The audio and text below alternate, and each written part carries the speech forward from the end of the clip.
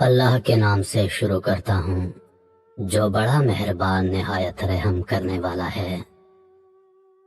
ہجر کی شب میں قید کرے یا صبح وصال میں رکھے، مولا تیری ہے مرضی تو جس حال میں رکھے۔ ایک حکیم صاحب ہوا کرتے تھے، بہت ہی نیک دل اور دیندار، جن کا طب خانہ کسی پرانی سی عمارت میں ہوا کرتا تھا۔ حکیم صاحب روزانہ مطب جانے سے پہلے بیوی سے کہتے کہ جو کچھ تم کو آج کے دن کے لیے درکار ہے ایک پرچی پر لکھ کر دے دو۔ بیوی لکھ کر دے دیتی۔ حکیم صاحب دکان پر آ کر سب سے پہلے وہ پرچی کھولتے، بیوی نے جو چیزیں لکھی ہوتی ان کے سامنے ان چیزوں کی قیمت درج کرتے، ان کا ٹوٹل کرتے، پھر خدا سے دعا کرتے، یا خدا میں صرف تیرے حکم کی تعمیل میں تیری عبادت چھوڑ کر یہاں دنیا داری کے چکروں میں آ بیٹھا ہوں۔ جو ہی تو میری آج کی مطلوبہ رقم کا بندوبست کر دے گا میں اسی وقت یہاں سے اٹھ جاؤں گا۔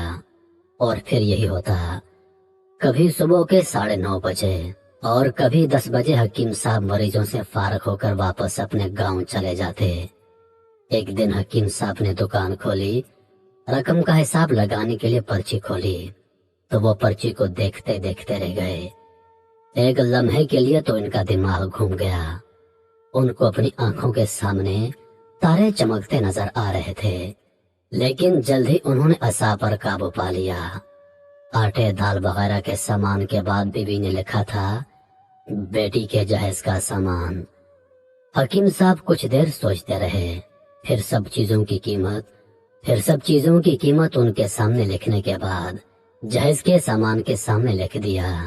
یہ خدا کا کام ہے اور خدا جانے۔ ایک دو مریض آئے تھے، ان کو حکیم صاحب نے دوائی دے دی۔ اسی دوران ایک بڑی سی کار ان کے مطب کے سامنے آ کر رکی، لیکن کار کے آنے یا جو صاحب کار میں تھے ان کو حکیم صاحب نے کوئی توجہ نہ دی، کیونکہ کئی کاروں والے حضرات بھی حکیم صاحب کے پاس علاج معالجے کے لیے آیا کرتے تھے۔ جب وہ مریضوں والی دوائی لے کر چلے گئے تو وہ کار والے صاحب کار سے باہر نکلے اور حکیم صاحب کو سلام کر کے سامنے موجود بینچ پر بیٹھ گئے۔ حکیم صاحب نے کہا اگر آپ نے کوئی دوائی لینی ہے تو یہاں سٹول پر آ جائیے تاکہ میں آپ کو چیک کر سکوں، اور اگر کسی اور مریض کی دوائی لے کر جانی ہے تو مریض کی کیفیت بیان کر دیں۔ وہ صاحب بولے حکیم صاحب میرا خیال ہے آپ نے مجھے پہچانا نہیں، لیکن آپ پہچان بھی کیسے سکتے ہیں؟ میں 15-16 سال کے بعد آپ سے مل رہا ہوں۔ اپنی شناخت کے لیے میں آپ کو ہماری گزشتہ ملاقات کا حال سناتا ہوں۔ جب میں پہلی مرتبہ یہاں پر آیا تھا تو میں خود نہیں آیا تھا، بلکہ خدا نے مجھے آپ کے پاس بھیجا تھا، کیونکہ خدا کو مجھ پر رحم آ گیا تھا اور وہ میرا گھر آباد کرنا چاہتا تھا۔ ہوا کچھ یوں کہ میں اپنے آبائی گاؤں جا رہا تھا، عین آپ کی دکان کے سامنے ہماری گاڑی پنکچر ہو گئی۔ ڈرائیور کار کا پہیہ اتار کر پنکچر لگوانے گیا تھا۔ آپ نے دیکھا کہ میں گرمی میں کار کے پاس کھڑا ہوں۔ آپ میرے پاس آئے اور مطب کی طرف اشارہ کر کے کہا اندر کرسی پر آ کر بیٹھ جائیے۔ اندھا کیا مانگتا، 2 آنکھیں۔ میں نے آپ کا شکریہ ادا کیا اور کرسی پر آ کر بیٹھ گیا۔ ڈرائیور نے کچھ زیادہ ہی دیر لگا دی۔ ایک چھوٹی سی بچی بھی یہاں آ کر میرے پاس کھڑی تھی اور بار بار کہہ رہی تھی مجھے بہت بھوک لگ رہی ہے، اور آپ اس سے کہہ رہے تھے بیٹی تھوڑا صبر کرو ابھی چلتے ہیں۔ میں یہ سوچ کر کہ اتنی دیر سے آپ کے پاس بیٹھا ہوں مجھے آپ سے کوئی دوائی خریدنی چاہیے تاکہ آپ میرے بیٹھنے کو زیادہ محسوس نہ کریں۔ میں نے کہا حکیم صاحب میں انگلینڈ میں ہوتا ہوں، وہاں گئے مجھے 5-6 سال ہو چکے ہیں۔ جانے سے قبل میری شادی ہوئی تھی لیکن اولاد نہیں ہے۔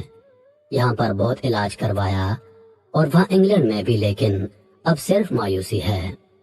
آپ نے کہا میرے بھائی توبہ استغفار پڑھو، خدا را اپنے رب سے مایوس نہ ہو، یاد رکھو اس کے خزانے میں کسی چیز کی کمی نہیں۔ اولاد، مال و اسباب، غمی خوشی، زندگی اور موت سب اسی کے ہاتھ میں ہیں۔ کسی ڈاکٹر کے ہاتھ میں شفا نہیں ہوتی اور نہ کسی دوا میں شفا ہوتی ہے۔ اگر شفا ملتی ہے تو خدا کے حکم سے ملنی ہے، اولاد دینی ہے تو اسی نے دینی ہے۔ مجھے یاد ہے آپ ساتھ ساتھ باتیں کرتے جا رہے تھے اور ساتھ پڑیاں بناتے جا رہے تھے۔ تمام دوائیں آپ نے 2 حصوں میں تقسیم کر کے الگ الگ لفافوں میں ڈالی۔ پھر مجھ سے پوچھا آپ کا نام کیا ہے؟ میں نے کہا میرا نام امجد ہے۔ آپ نے ایک لفافے پر امجد لکھا اور دوسرے لفافے پر بیگم امجد لکھا۔ پھر دونوں لفافے تھیلی میں ڈال کر دوائی استعمال کرنے کا طریقہ سمجھایا۔ میں نے بے دلی سے دوائی لے لی کیونکہ میں تو صرف کچھ رقم آپ کو دینا چاہتا تھا، لیکن جب دوائی لینے کے بعد میں نے پوچھا کہ کتنے پیسے، تو آپ نے کہا کہ بس ٹھیک ہے۔ میں نے زیادہ زور ڈالا تو آپ نے کہا آج کا کھاتا بند ہو گیا۔ میں نے کہا مجھے آپ کی بات سمجھ نہیں آئی۔ اسی دوران ایک اور شخص وہاں موجود تھا۔ اس نے مجھے بتایا کھاتا بند ہونے کا مطلب ہے کہ حکیم صاحب کے آج کے گھریلو اخراجات کے لیے جتنی رقم خدا سے مانگی تھی وہ خدا نے انہیں دے دی ہے، مزید رقم وہ نہیں لے سکتے۔ میں کچھ حیران ہوا اور دل میں شرمندہ ہوا کہ میرے کتنے گھٹیا خیالات تھے اور یہ سادہ سا حکیم کتنا عظیم انسان ہے۔ میں نے جب گھر جا کر اپنی بیگم کو دوائیں دکھائیں اور اسے ساری بات سمجھائی تو وہ کہنے لگی وہ کوئی انسان نہیں بلکہ ہمارے لیے تو فرشتہ ہے، اور مجھے یقین ہے کہ اس کی دی ہوئی دوائی ہمارے لیے فائدہ مند ثابت ہوگی۔ حکیم صاحب، آج میں 3 بچوں کا باپ ہوں۔ خدا نے آپ کو ہماری مدد کا وسیلہ بنایا۔ ہم ہمیشہ آپ کے لیے دعا کرتے ہیں۔ جب بھی میں پاکستان چھٹی پر آیا ہمیشہ آپ کے مطب آیا، لیکن ہمیشہ ہی آپ کی دکان کو بند پایا۔ میں کل دوپہر بھی آیا تھا لیکن آپ کا مطب بند تھا۔ ایک آدمی پاس کھڑا تھا۔ اس نے کہا اگر آپ نے حکیم صاحب سے ملنا ہے تو 9 بجے لازمی پہنچ جائیں، ورنہ ان سے ملنے کی کوئی گارنٹی نہیں۔ اس لیے آج میں سویرے سویرے آپ کے پاس آیا ہوں۔ جب 15 سال پہلے میں نے آپ کے مطب میں آپ کی چھوٹی بیٹی دیکھی تو میں نے بتایا تھا کہ اس کو دیکھ کر مجھے میری بھانجی یاد آ رہی ہے۔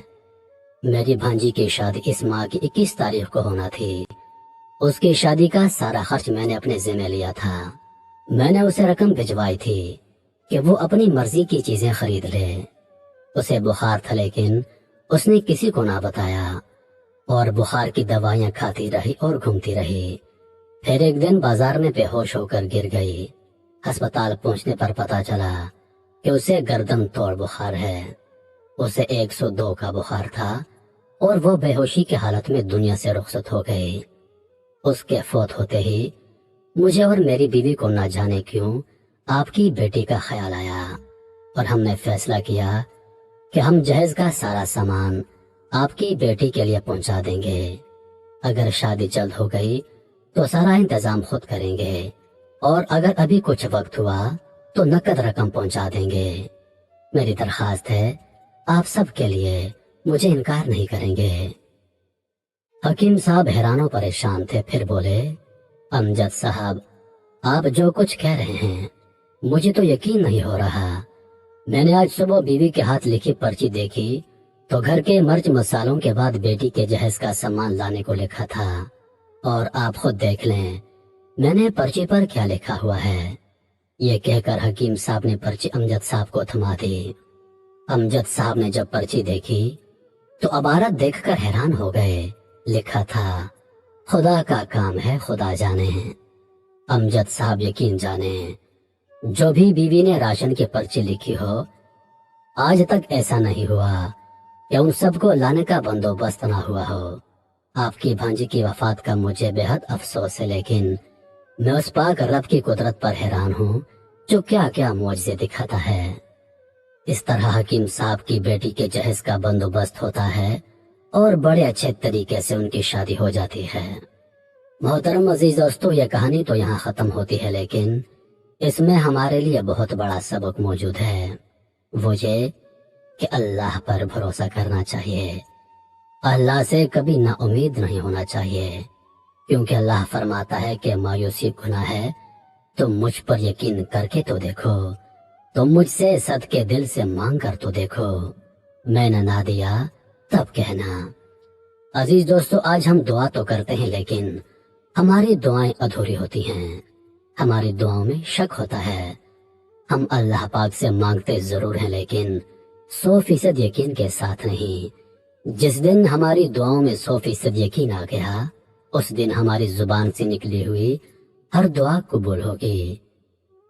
اور عزیز دوستو، اللہ پر ہمیشہ بھروسہ رکھیں، اللہ پر یقین رکھیں، کیونکہ اللہ پاک کبھی اپنے بندے کو مایوس نہیں کرتا۔ بس کمی ہے تو صرف یقین کی، اپنے اندر یقین پیدا کریں۔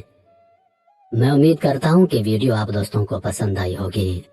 مزید ایسی ویڈیوز دیکھنے کے لیے ہمارے چینل کو سبسکرائب کر دیں اور ساتھ میں موجود گھنٹی کے بٹن کو ضرور دبا دیں تاکہ ہماری ہر نئی آنے والی ویڈیو سب سے پہلے آپ تک پہنچے۔ مجھے دیجیے اجازت، سانسوں نے وفا کی تو اگلی بار ایک اور ویڈیو لے کر آپ کی خدمت میں حاضر ہوں گا۔ تب تک کے لیے خدا حافظ۔ اللہ پاک آپ سب کا حافظ و نگہبان۔ ہنستے رہیے اور ہمیشہ مسکراتے رہیے۔